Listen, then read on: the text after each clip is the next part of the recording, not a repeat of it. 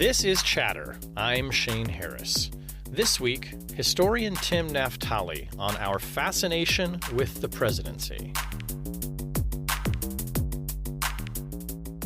We are talking not on Election Day. This podcast is going to drop on Election Day. We're talking on Halloween. It's a very spooky day. I hope that is not too ominous for anyone, but just keep that in mind as maybe you're listening to this podcast while you're standing in line at the polling place, that we recorded this on Thursday. Events may have changed. But we're not going to talk about the election per se. We're going to talk about presidents, and we're going to talk about the presidency. And when I want to talk about presidents and the presidency, there's no one else who I turn to other than you. Because you are the authority on the American presidency as far as thank you. It's not true, but well, you're the one I like talking to the most. There are quite a few, and some of them are actually president or have been president. Well, okay, yeah. How many presidents are alive right now? How many of our presidents? Oh boy, I think we're at 5. I have to double check in my brain. I'm going to go through the number. We've got Clinton and Jimmy Carter. Jimmy Carter, who is the oldest, 150. But we have Clinton and Carter and Trump. Yeah. All right. Trump. And we have George W. Bush. Right. Okay. And Carter and would Barack be Obama. Right. And Carter is the oldest president we've ever. He's lived longer than any former president. Absolutely. What I think people might find strange is that the first generation, the so-called framers, they produced some very old men. And so the first president to live to 90 was John Adams. So it didn't take 20th century medicine for presidents to live to be 90. They could be old codgers in the 18th century. What happens in the 19th century is the Industrial Revolution produces really a lot of toxic things. And so our presidents, and I'm not talking about those whose lives are cut short because of bullets, but our presidents don't live as long. And it takes until Herbert Hoover to have a president who lives to 90 again. And since then, most of our presidents, again, with the exception of John F. Kennedy, have lived to be 90 or older. Lyndon Johnson had a very weak heart. He had a massive heart attack in the 50s. He lived only into his early 60s. But with that exception, I mean, our presidents have lived into their 90s. Which seems so counterintuitive because we're so used to seeing like those pictures where somebody will run a photo of the president when he was inaugurated and the president when he leaves office, and how in only 4 or 8 years he looks aged 20 years. Well, he ages, but we have good health care for presidents. We do have good health care. Presidents have good health care. I mean, I think I'm looking forward to a future campaign where the candidate says, "Look, I want every American to have the kind of health care I'm going to have when you put me in the White House." I think every American deserves to have access to health care like a president. Great government health care. Well, yeah. No. Access, well, yes, in this case it would be. Military health care. Not that everybody should have a doctor walking behind them all the time, which, by the way, does not continue when we become former presidents. So perhaps it's fair to say every American should have the same kind of health care that a former president has. I think that's doable.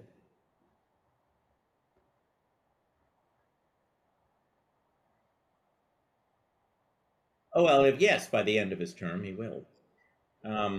He is born. There are 4 years between him and Biden, but he was born in June, and Biden's born in November. So Biden, he will turn 82 at the end of his term, were he to be reelected. I'm talking about Trump, earlier than Biden is turning 82. I think that's. Well, one of the first things I wanted to ask you to kind of situate the conversation about, presidents and how we think about them and how we talk about them. There's a phrase that like journalists, myself included, often use when we're writing often when we're writing about sort of the extraordinary things that Donald Trump has done and said, where we have this phrase of like, unprecedented in modern times or in the modern era, where we kind of have this like cover ourselves with this idea of like, well, this is unusual as far as we know and as long as we've been paying attention to presidents, right? When do historians like yourself generally mark the beginning of the quote unquote modern presidency, and define that term however you like, or object to the term itself if you think it's not helpful? But when do we kind of start thinking about, in the popular imagination, modern presidency? Well, I'm not sure about it. The modern, the popular imagination, because for as our country, I was going to say as our country grows younger, that's nonsense. As I get older, and the country and the different distance between me and students widens, history then, instead of being the 1960s, is the 1990s. But when I think of the modern presidency, I think about the presidency of a global power, and with the exception, of the Spanish-American War, which brought Puerto Rico, a country that a part of the United States that has once again gotten negative focus, sadly, and the Philippines, which is independent as of 1946.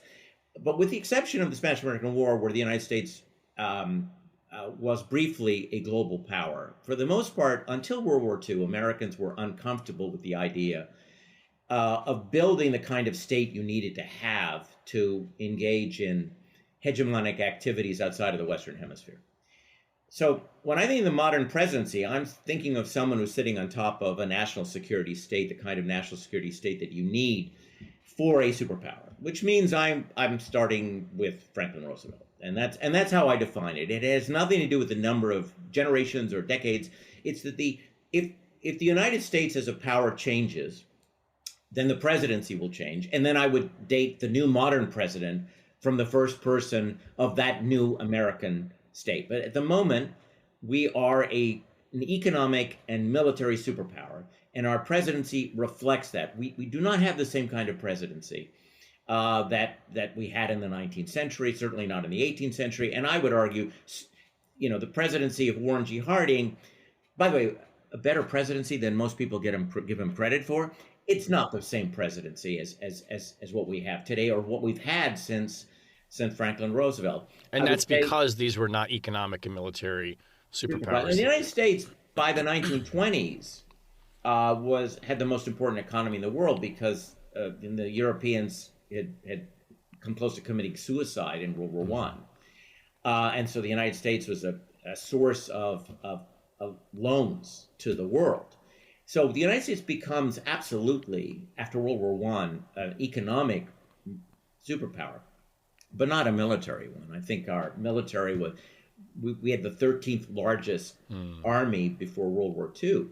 And what happens in World War II is, of course, our army grows enormously.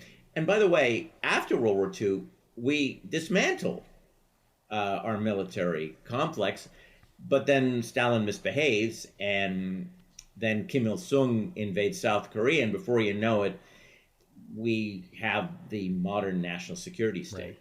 So this is interesting then, should we be thinking, when we think about presidents, it sounds like we should be thinking also about commanders-in-chief of the armed forces.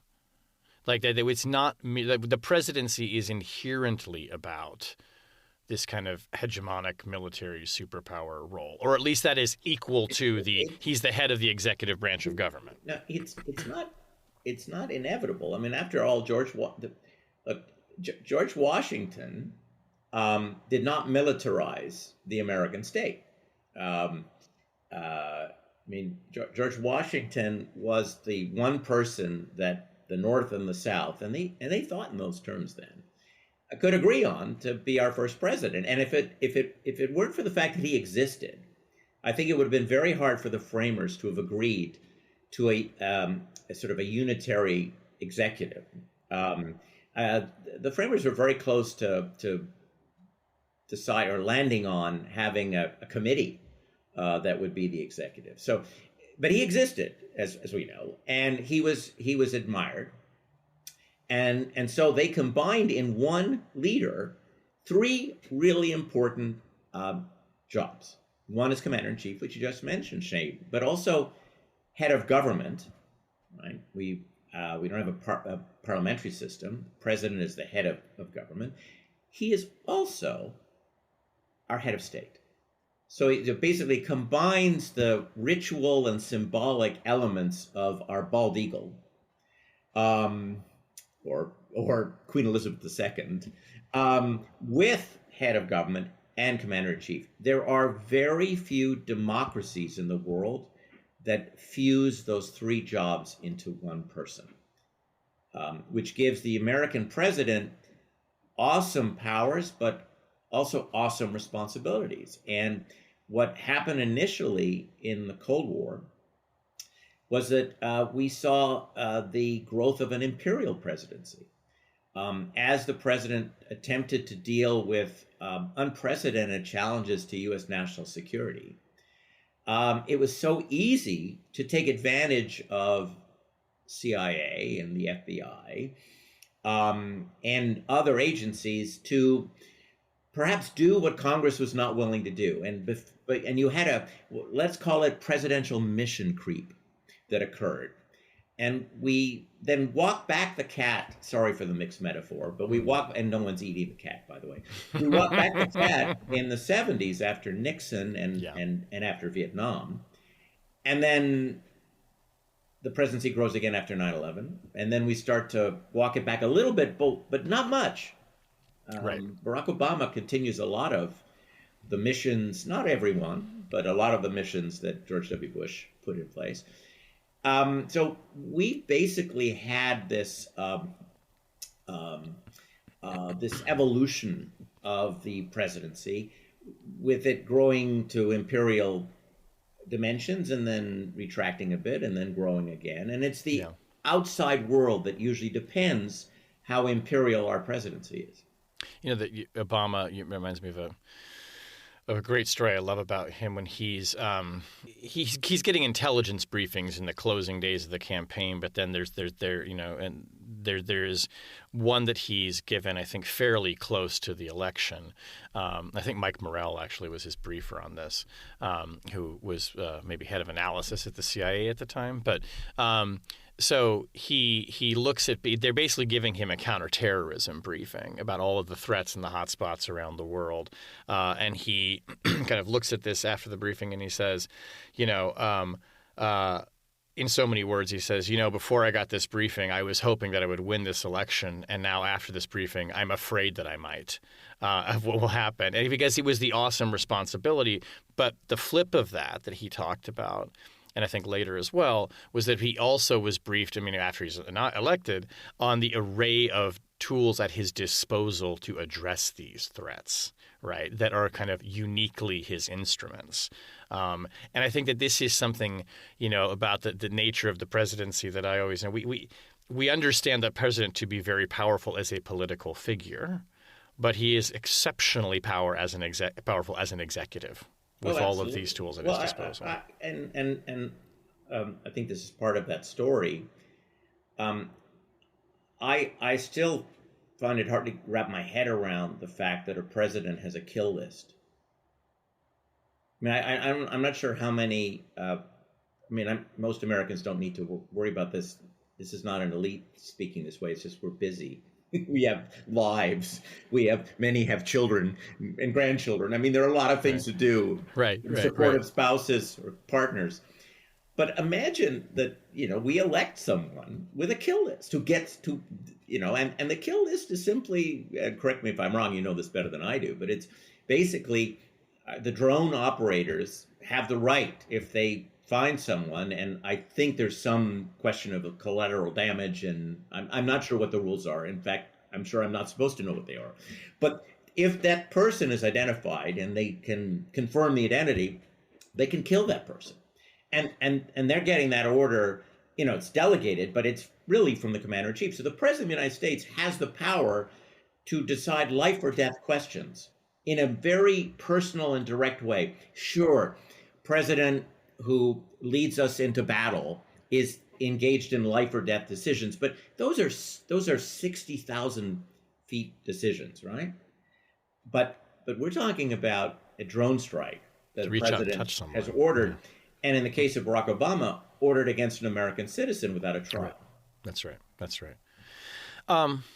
We talked about Roosevelt being mentioned, Roosevelt being kind of the beginning of the modern presidency. And one of the things that has always been so interesting to me as a journalist is I don't know if compromises is the right word, but journalists did not really cover the fact that Roosevelt was in a wheelchair, right? That I don't know whether Americans understood he had crippling polio, Oh, but they did. yeah, but we didn't really poke around about it. And they certainly didn't poke around into other aspects of his personal life, which we can talk about maybe those with presidents later. But when do Americans, and maybe it's the press kicking this off, start to become interested in the personal lives of presidents? I mean, were they always interested in like personal trivia and familial details? But when do we start to become interested in these people almost like the way we are with celebrities and wanting to know what are they really like? Well, that's a great question, and I think it's probably with Theodore Roosevelt, and I think it's the nature of the president. You know, you have presidents with charisma, presidents with interesting families. The Roosevelts had a menagerie. I mean, they had some of the most peculiar pets imaginable around the White House, and they didn't mind telling people about it. Interesting. So I think it might be Theodore Roosevelt. It's a very good question. And he really Certainly, presents himself as a character, doesn't he? certainly, the public didn't know that Mary Todd Lincoln was as interesting as she appears on Broadway or will appear on Broadway shortly. Have you seen that show No, yet? I can't wait. I very much want to see it. He's great. He's great. I haven't seen it, but he's I'm hilarious. I've sure. seen him on. I followed him on social media for years. Well, I have, me too. So I'm really looking forward to it. This is the show. Oh Mary, so people know the play with Cole Escola. Anyway. But I want to get back to the question of personal lives. If I can, I'd like to just address the question of presidential health. Yes, Because please. and you asked about polio. One of the great state secrets of the United States is the health of the president, and I think it's become even harder for the U.S. government, for the executive branch, to be honest about presidential health in the wake of the United States becoming a superpower. I think the fact that since Harry Truman is the one who decided, because it wasn't clear really how this would go, that the president of the United States really controlled the bomb. It wasn't inevitable that we'd have this whole idea of the president's finger on the button. There isn't really a button, or as we at least as we know from movies, it's actually a set of codes, but the decision is the president's to make, and that wasn't inevitable. But that's Harry Truman actually decided that, and I'm not talking about Hiroshima and Nagasaki. I'm actually I'm speaking about decisions made by once the National Security Council was developed, right, which was 1947. Yeah, and Truman, who actually was a bit insecure, he didn't take the bomb because he was insecure, but he was worried that because he didn't have a great background in foreign affairs, that the smarties around him would want to create a sort of an imperial British cabinet. He didn't like the idea of a National Security Council anyway. So Truman never doubted that he needed to drop the bombs on Japan. But Truman didn't ever want to drop a bomb again. And it's very clear that he didn't want it to happen again. And he was very concerned that nuclear weapons would be normalized. And so he wanted it understood that only he could decide to use nuclear weapons, because he discovered that our military plans in the late 40s included the use of nuclear weapons as if they were just a special form of artillery or another kind of bomb, and he didn't want that. So ever since then, the president is a human being responsible for the could bring us to catastrophe. The health of that person is a secret, because we're deterring other people and we don't want them to know our president is weak. So there are contradictory needs that we have. As a democracy, we should know the health of our president. We are entitled to know the health of our president. As a superpower, there are all kinds of reasons you don't want people outside of the country, your enemies, to know that your president is well. And we've seen time and again how these two conflicting needs crash together. And usually transparency to the public is what loses out. And we've seen it most recently with President Biden. I'm not a doctor, and I'm not going to play one on your podcast. But there's clearly been a substantial deterioration, sadly, in recent years, and the White House clearly wasn't sharing that with the American people. So to go back to your point about Franklin Roosevelt, metaphorically speaking, I'm tearing up, although I get really emotional when I think about this. After the Japanese attacked Pearl Harbor, President Roosevelt, first of all, the American people wanted to hear from President Roosevelt. Of course they did. But they also wanted to see him. Congress wanted to see him. They wanted pictures. And so he gives an address before a joint session of Congress. This is the famous one, you're right? Yeah, but what moves me is, I mean, the phrase "a day that will live in infamy" is powerful and it's evocative. But what moves me is thinking about Roosevelt walking up the long aisle. And it's an aisle we see all the time for the State of, at the time of the State of the Union address. You imagine somebody who can't walk, all right, but doesn't want to show that they can't walk. So they have leg irons. And they have their hand on someone else, but they are basically lifting each leg to move all the way to the dais. Now, why did he do that? Not because he was vain, but because America had just been attacked, and he didn't want our adversaries, and he didn't want the American people to see someone who was physically challenged as commander-in-chief. They didn't want to send the image that we were maimed in some way. So to counteract that, he did this. It's an enormous moment and it took great physical stamina to do it. Anyhow, that to me is one of the symbols of what we expect of our president, but it's also a source of dishonesty about presidents, because we need them to be strong physically as well as mentally. And when they're not, White Houses deflect, distract, and misinform. And I'm thinking, too, about in Donald Trump's term, there was this huge mystery around visits, or at least a visit that he had made to Walter Reed Medical Center, and the White House was not really being transparent about why he was there. I mean, I was a part of the team of reporters who spent weeks trying to figure out what the hell he was up to there. I think it turned out basically that we know from a tell-all book from one of his aides that he was having a colonoscopy, which was just pretty routine. But there was this kind of panic around that, of thinking, like, wait a second, why is the president having medical treatment or making medical visits and we don't know the nature of it? Is he sick? Is he unstable? Is something happening? And, I think it was more vanity that he didn't want anybody to know what procedure he was having. Maybe he was embarrassed by it or something. But there really was kind of a sense of a bit of panic and also deep suspicion at the White House for not revealing the nature of his condition. Well, sure, and I remember. Do you remember when George W. Bush choked on a pretzel? Yes, when he was like watching football or something. Was he really choking on a pretzel?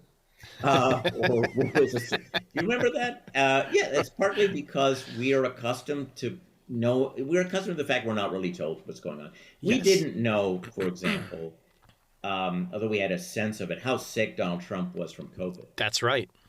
And in fact, I would argue that Donald Trump's efforts to make it seem like he was doing better, I mean, they didn't actually do that. I mean, no. If you remember how the shortness of breath that he had when he was standing on the balcony at the White House, That did not really show strength, but he No. wanted to show strength. Right. Yeah, and I think and we think about too about presidents. They want to be seen out playing a sport or like I guess golfing. Some of them it kind of counts, but there's a need to be seen as active, as physically fit as well, right? I mean, to really be able to show people. It's like Biden riding the bike. I mean, then of course he fell off the bike several times, but Well, Shane, it's again, very risky. and I think of poor Carter. One of the things is if you're going to show yourself as active, you got to look good doing it. Uh-huh. And poor Carter, you may some of the listeners may recall or may have seen a picture of him. It looked like he's dying. He's going. I think it was a Marine 5K or 10K run, which he could do. I mean, he was a good runner. I'm talking about Jimmy Carter was during his presidency, maybe 78 or 79. I don't remember, but he. For one reason or another, he didn't hydrate enough or what have you. But he's looking really bad at the end. No. And his Secret Service people are not holding him up, but they're close enough. It just looks like he's being carried, but he's not. But that is weird because actually he was in great shape. And as we know, thankfully, he's lived as long as he has. This is a man who's kept himself in great shape. But the picture told a different story. Yeah. And poor George Herbert Walker Bush had a same situation. Here's a man who was always athletic and for most of his adult life looked much younger than he was. I mean, and then at the end of his presidency, he had Graves' disease, and it affected him in a number of ways. At one moment, it may not have been the disease; it may have been the Japanese food. I don't know what it was, but he throws up into the lap of the Japanese prime minister, which is not a good look. It's not a good look for the Japanese prime minister. It's especially not a good look for the president of the United States. I remember that. But God bless Barbara Bush, one of my favorite historical personages ever. Yeah. She cleaned up the mess. She took care of George, but. We have unreasonable expectations of our presidents. We expect them to look good all the time. And if they don't, people do have a bad day. They have an off day. And if they don't, it's suddenly like, oh my God. Right. What, I want to talk about John Kennedy for a second. John Kennedy. Oh, because there's an interesting one too, where he suffered from horrible back pain and took a lot of pills, and nobody wrote about that. Well, I'm writing. I've been writing about John Kennedy because he's believe it or not, he's elusive. But Kennedy. Something changes in the popular imagination about the presidency with Kennedy. Oh yes, well, a couple of things. First of all, Kennedy is our first TV celebrity president, and that's a big deal at the time. And celebrity is a big part of it. Well, he is a celebrity, and I think celebrities get to play by different rules. When you confuse political charisma with celebrity charisma, as we've seen with Donald Trump, or at least the Donald Trump of 2016, it's a very potent combination, and John Kennedy did that. John Kennedy, well, I guess I said I've revealed to everyone, being transparent. I'm writing about him, so I find him interesting, right? But one of what I call the Kennedy tell, if Kennedy were a poker player, the Kennedy tell is when somebody repeats something about what matters to them, it means they don't have it. He would talk over and over again about vigor. That means vigor. Vigor. And one of his challenges is that he didn't have a lot of energy all the time, because of his adrenal insufficiency. He just didn't, and he did take naps in the afternoon. He wasn't always having sex with a woman in the afternoon. Some afternoons. Yes. I remember, you're probably going to have to edit this out, but I had a spectacular afternoon with Gore Vidal. Sorry, I'm name dropping, but it has to do with. I would name drop Gore. Well, no, I'm not a need to name, but I asked him because I think it was Chardonnay was flowing, and I had asked him some serious questions, and I just said, Mr. Vidal, tell me, I mean, John F. Kennedy, um, his back was really bad, and he has this reputation of, well, just being very active. Uh-huh. How was it possible? And because I knew that Vidal had made clear in Palisade, one of his, he had, I think, at least two memoirs that, he admired Kennedy and I think found him really attractive. So I said, how? And he said, well, they were always on top.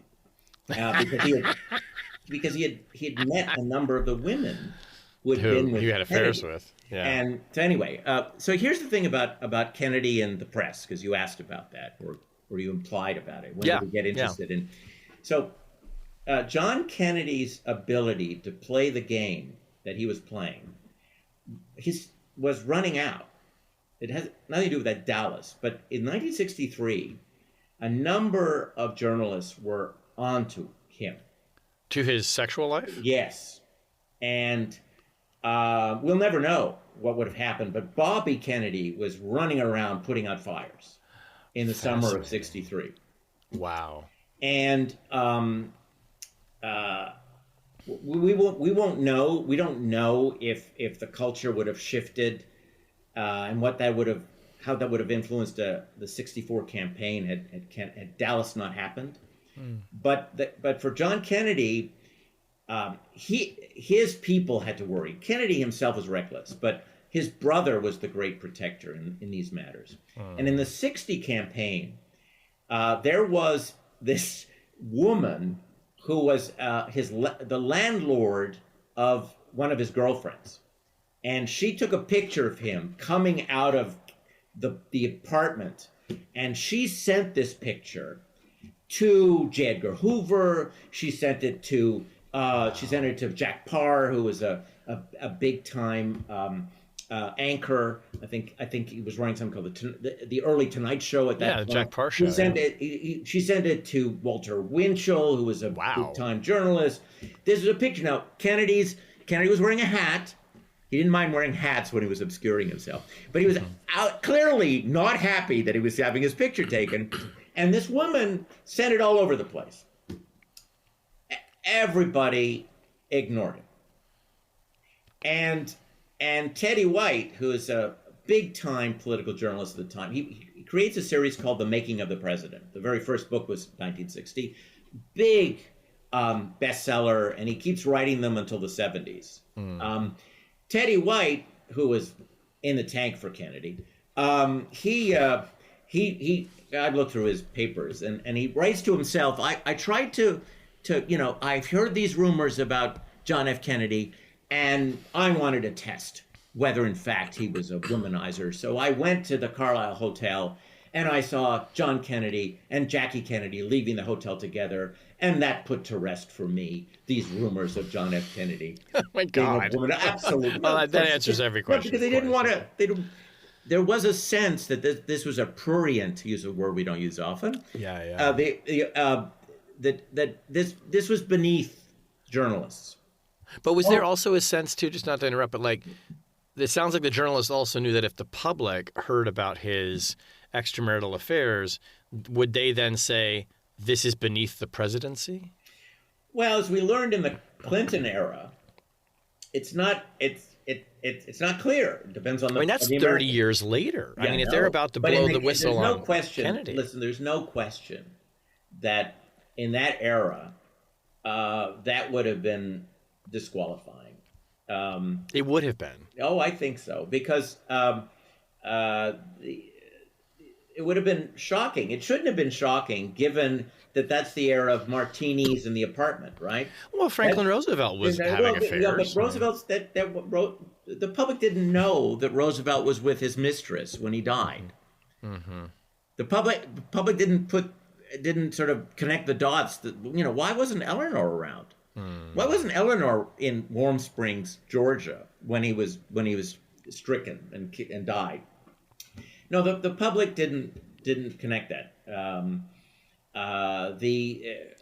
For many Americans, it was important that the president not just be commander in chief, but also a father. Again, remember, this is an era of where it wasn't even conceivable that a woman would be president. Sad. but true in that era. So the Yeah. president was also the father of the country. Just Hmm. as in that era, people called George Washington the father of the United States, right? It was a Right. very So we have important daddy figure. issues, is what the Well, the upshot is. country had tremendous daddy issues, which we see today. I mean, basically, you think about the bro vote, and it's really daddy telling you you don't have to listen to mommy. Right. No, absolutely. That's absolutely, I think, captures it. And this is one of the things I find, I put my cards on the table. I think Americans obsess to an excessive degree about the presidency. I think journalists obsess about the presidency. It still baffles me that there are, in newsrooms like the Washington Post, where I happily worked for 7 years, 6 reporters covering the White House. I mean, and there are like maybe 1 or 2 covering the Speaker of the House, which is probably the second most powerful person in Washington. And I'm not criticizing the way we did this. I'm just saying, as an institution, we have, I wonder, you tell me if you agree with this, we have fetishized the presidency. We have built it into something that I think it is, but no question, it is a powerful position. But I think we have showered too much attention on it, or not enough attention also on co-equal branches of government.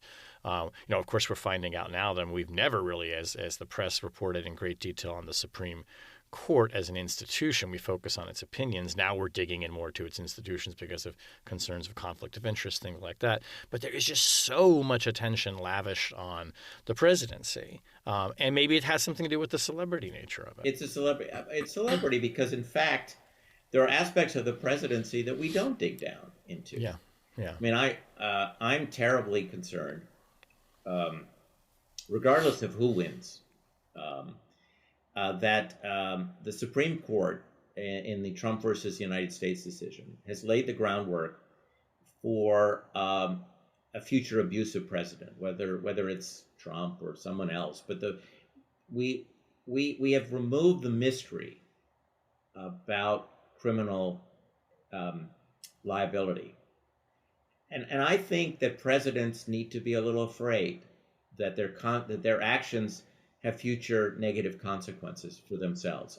Look, they're human beings, and human beings can be greedy, and they can be arrogant, and they can be corrupt.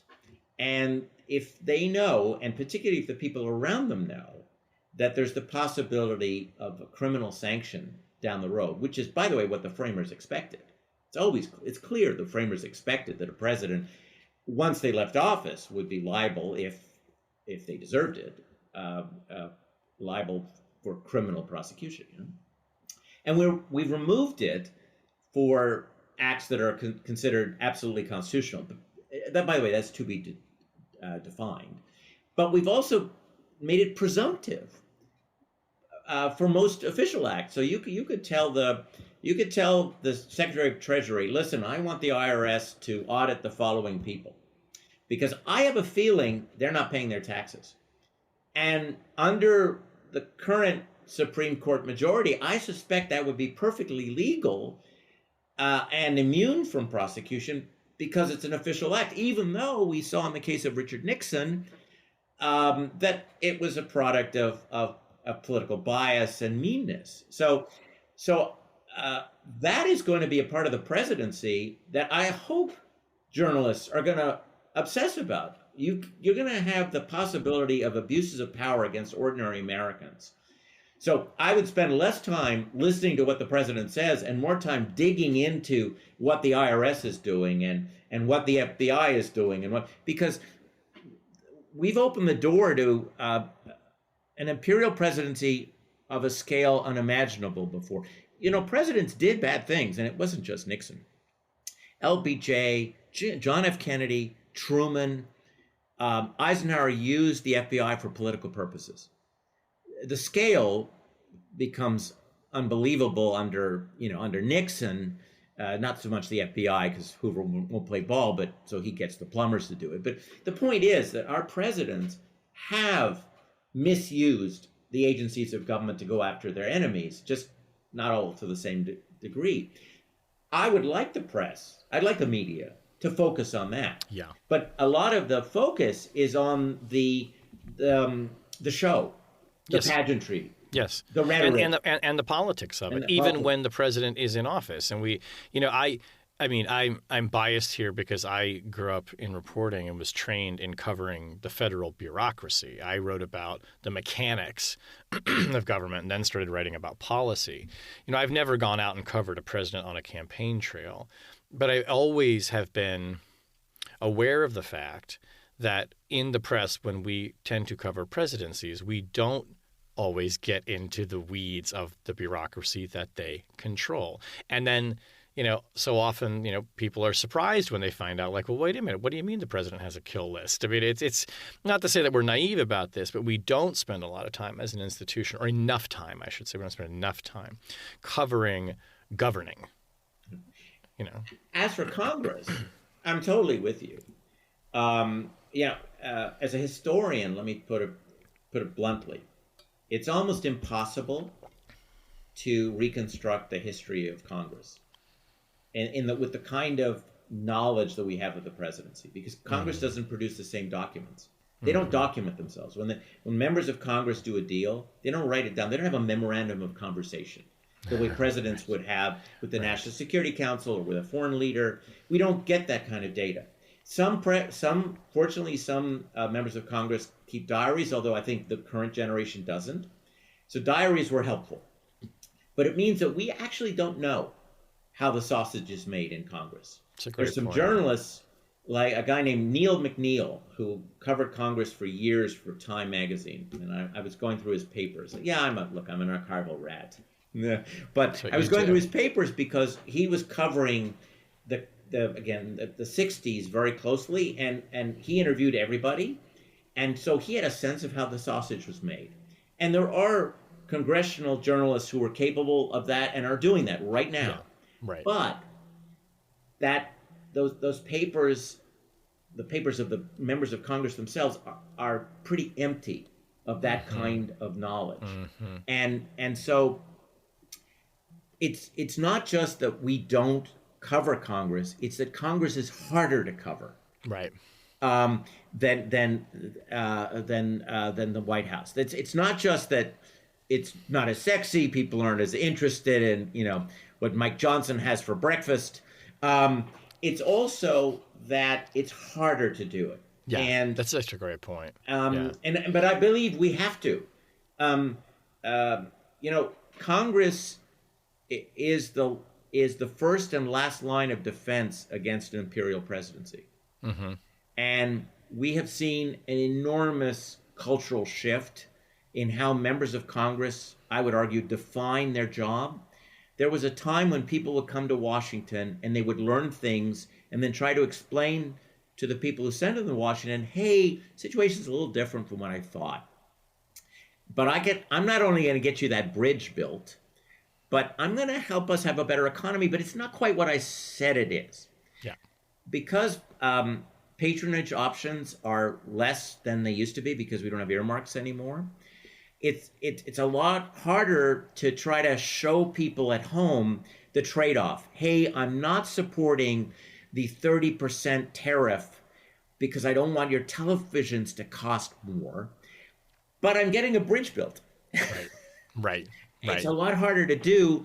So some of these members of Congress are automatons. They come to Washington and they basically try to make the reality of Washington the reality that they had back home.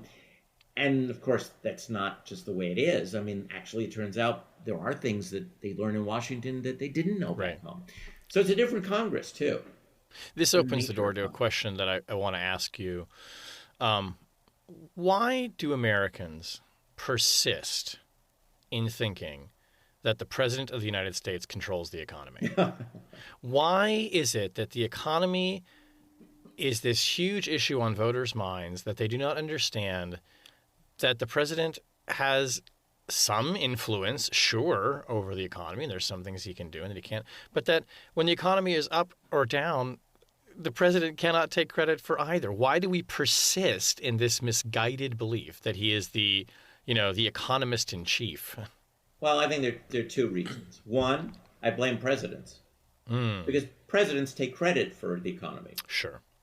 So the president, you know, when the unemployment rate goes down, presidents pat themselves on the back, except, you know, they're not running all the companies that have just hired people. Right. Sure, in a period of high inflation, presidents should pat themselves on the back when they bring the inflation rate down, because the president cannot order the Federal Reserve to raise interest rates. Right. The Federal Reserve is part of the Washington system of government. Sure. I mean, if the president appointed the Fed chief and the Fed chief says we're doing this, but yeah, I appointed a smart guy. Smart guy, and the case again, poor Jimmy Carter. I'm going to mention him again. Jimmy Carter chooses a man named Paul Volcker, and Paul Volcker makes it clear to President Carter that he's a monetarist, so he believes that one way of getting the economy back in, back to full employment is to work on the sort of money supply, and because of high inflation, you got to cut it off, and you got to turn the ship around by inducing a recession with high interest rates. Yeah. And Carter says, do what you have to do, but in his diary writes, oh my God, I know it's right to say he's independent, but he could cost me re-election, which of course is true. He did. Absolutely. But the public, so first of all, I blame presidents because they take credit. Right. And when the economy goes sour, they try to deflect it, but since they're always taking credit for a good economy, you can't not take credit for a sour economy. It's unfortunate, but those are the rules. The second thing is that again, you know, how many Americans have the time to figure out the bells and whistles that constitute not just the American economy, but the world economy? Let's be fair to people. So it's easy to point to the bald eagle and say, well, you know, he's the guy in charge of everything, or the woman in charge of everything. Yeah, so I totally get it. What I think is totally amusing, because I'm not a politician, but must be incredibly frustrating, is that on January 21st of any presidency, the first year, that president suddenly becomes responsible for the economic recovery that started under his predecessor.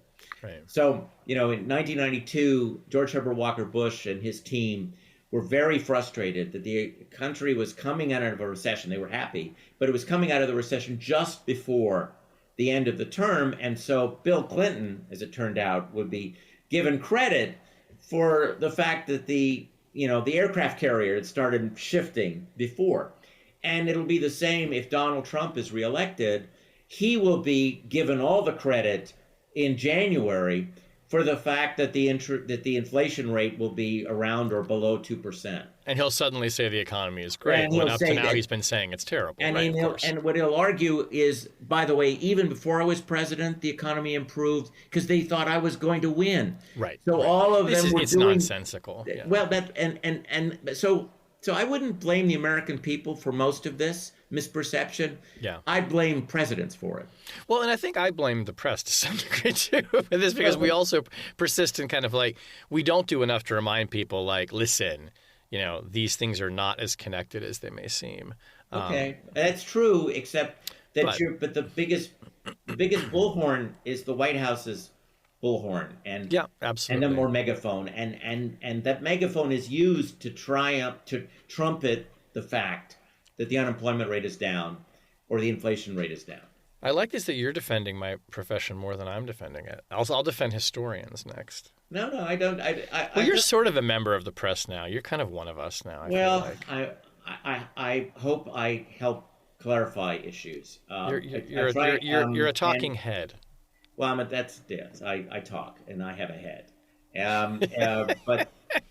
But I do believe that one of the I believe that one of the responsibilities of people who are lucky enough to be scholars, because scholarship is a luxury, in the sense that we need it. It's a needed one, but it's a product of a society that can produce enough to allow people to be scholars, right?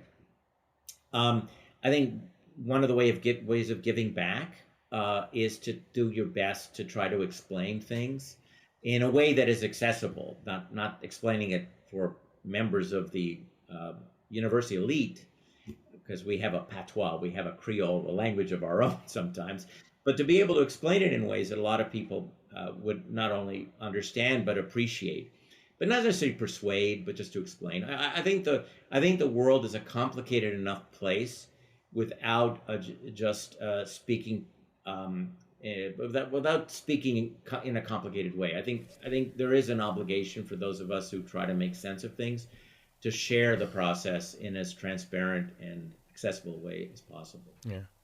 In our few minutes left here, I want to talk a little bit about the presidency and pop culture. Like, what is the first portrayal of a president in a movie? I mean, maybe even as a character. I mean, I'm thinking about, like, there's a great movie called The Man Who Came to Dinner, which is a great Christmas movie that we watch in our house a lot. It's about this famous writer who slips and falls on a book tour, and he has to, like, spend weeks recuperating in the home of this local person. And, like, he's talking on the phone to Eleanor Roosevelt, and the president is mentioned and all this. But I was trying to think, when do we start to see the president, like, pop up as a character? Well, you go back to the early movies about Lincoln, Mr. Lincoln. Also, the movie about Woodrow Wilson, not a particularly good movie, called Mr. Wilson. It's so fairly straightforward in these cases. Yeah. So no, I think you go back to almost the beginning of film. I mean, Moses gets the head start on presidents, but after Moses gets his chance, and then presidents are depicted in movies. They're not particularly. I mean, Raymond Massey, I believe it's Raymond Massey, is in Mr. Lincoln. Do you have a favorite movie about a president, or a favorite movie about the presidency? Or... Well, I have a few. I mean, Dave is a lot of fun. Dave is fun. That's fun. Kevin Kline playing the body double of a president who dies. Yes. I think, but my favorite depiction of a president is West Wing. Why? Okay, it's not tell a me. Movie, but it's a very powerful. Because I feel like that's a controversial take for some people. Why do you love? I love The West Wing too, I will say. Because I think Martin Sheen is one of his generation's great actors, and if you look at his career, he's very watchable. In a way, he's the Marlon Brando of his era, and he actually appeared in a movie with Marlon Brando. But Heart of Darkness, also known as Apocalypse Now. I think he's incredibly watchable. I also think that the characters around him were very watchable, but I suspect the reason why West Wing is controversial is because it is the liberal dream, right? It is every liberal person's belief that government is perfectible, that the system is flawed, but in the end it works out. That rhetoric matters. I mean, I think we have to keep at this, not as a liberal, but I'm a teacher, right? So and you're a journalist, great thinker.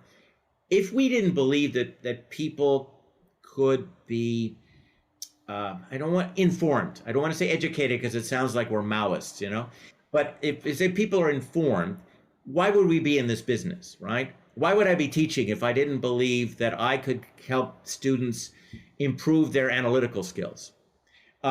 So there is that element of, speak to the people, be honest, although the beauty of West Wing is that there's deep dishonesty about the president's health, and then coming to terms about that. And he has terribly controversial decisions. Terribly controversial, but in the end it sort of works out. And I think for a whole generation of political reporters and historians, the story of the 1960s was a story of Sturm und Drang. Sorry to use the original German, that then ultimately moved towards the Obama presidency. that the pain and suffering that those kids and those kids suffered in Birmingham, that ultimately led, with the help of allies who were not people of color, and many Republicans who voted for civil rights bills, leads to the Obama presidency. And there's this sense that, as Obama himself, quoting Martin Luther King, that in the end, American history bends towards morality, I guess is the justice. The justice. Moral arc of the universe is long, but it bends towards justice. So the sense is that over time, you might get a West Wing. Yeah. and the thing about that, and the reason that American history is so powerfully interesting, is that you also get January 6th. And I don't want to leave on a sour note. I'm not a sour person, as you know, but we have to face facts, or we have to try to face facts. We live in a world where people seem to have their own facts, but this is a different story, a different podcast. But we also have to grapple with the fact that we have the Emancipation Proclamation, and we also have Jim Crow, and then later we have the Obama presidency, and we also have January 6th, and that we are capable of multitudes, and that our history is not on one path. There are several different paths, and it's never quite clear what we're going to choose. But every generation gets a new choice.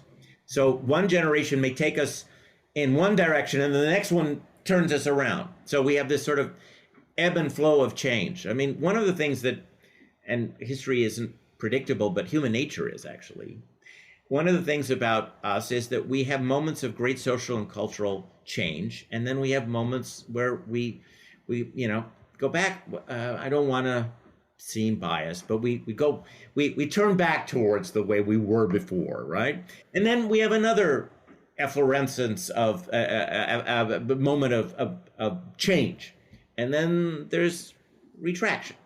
So we've seen it not just in the modern era, we've seen it in the 19th century too. And so the question is, where are we? Where are we in the long drama of American history? Are we in that moment of change, or are we in the moment of retraction? And one is never certain. So for those who like change, there's a source of optimism. For those who feel there's been too much change, there's a sense also of possibility. And at any given point, we're not sure what direction we're going in, which makes the American story compelling. That is a wonderful point, a note to leave our conversation on. Before we go, it's Halloween. Show us what this is not a video podcast, but show us what you brought. I brought, in honor of the American presidency, two fantastic masks of Jackie Kennedy and John F. Kennedy that I found in a vintage store in New Orleans. And they must have been made in like 1961. And they're both smiling, and they seem to have a happy marriage together. I keep them together. Clearly, they're a happy marriage. They're both smiling all the time. They're both smiling, but then again, there are masks, So, but I want, for those, I mean, obviously you can't see them. Yes. But I want you to think of this happy presidential couple and the masks that. Well, I don't want to end by saying the mask they're wearing. Boy, that sounds terrible. But no. I'm going to ask you one more question, so don't worry. You're not ending on that. No. I'll tell you. I want to remind you of a time when we could think of our president and smile. Yes. And laugh. Yes. And not take it too seriously and be lighthearted. Right. That's what you have to keep in mind. Not what happens to the couple, whose masks I just happen to have on my desk.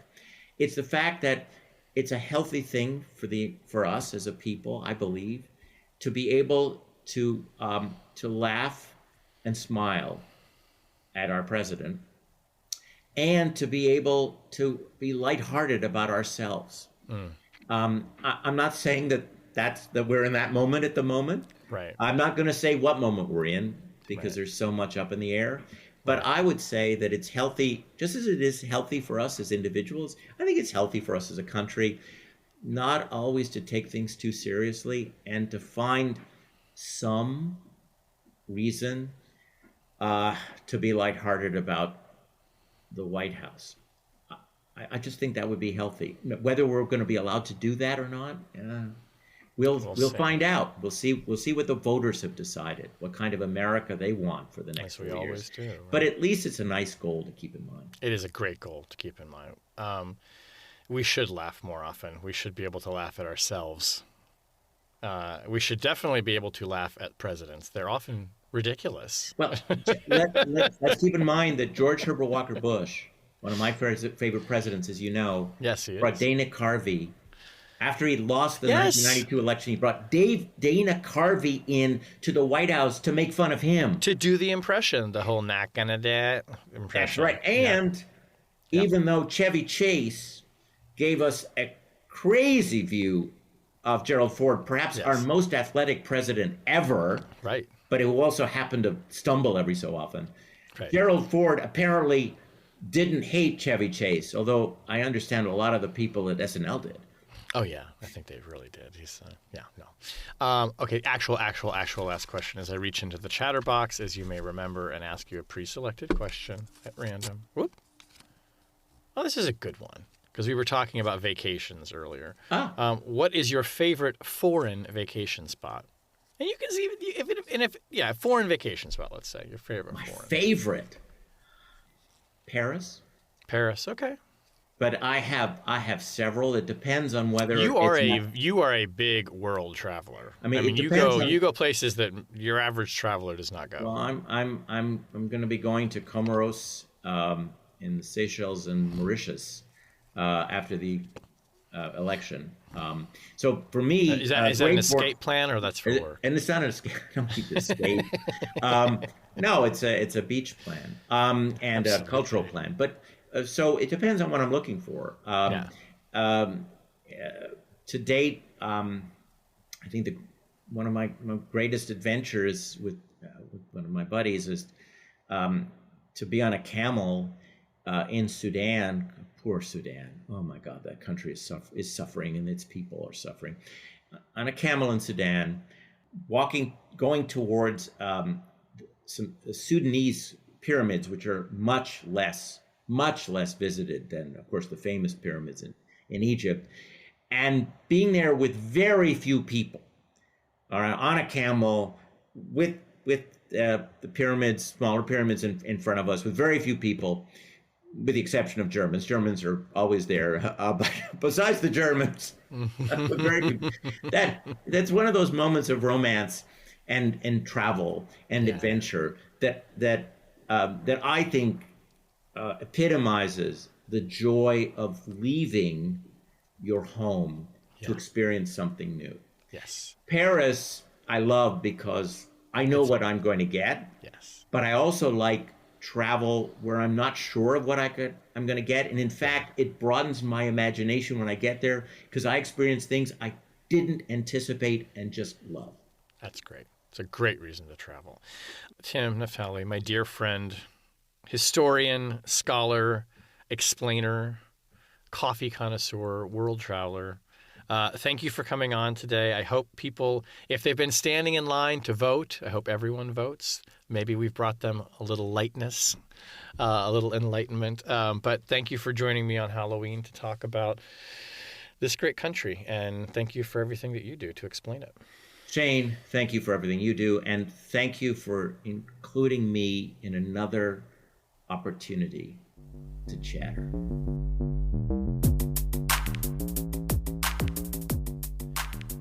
That was Chatter, a production of Lawfare and Goat Rodeo. Please subscribe to the podcast and find us on Twitter @ThatWasChatter.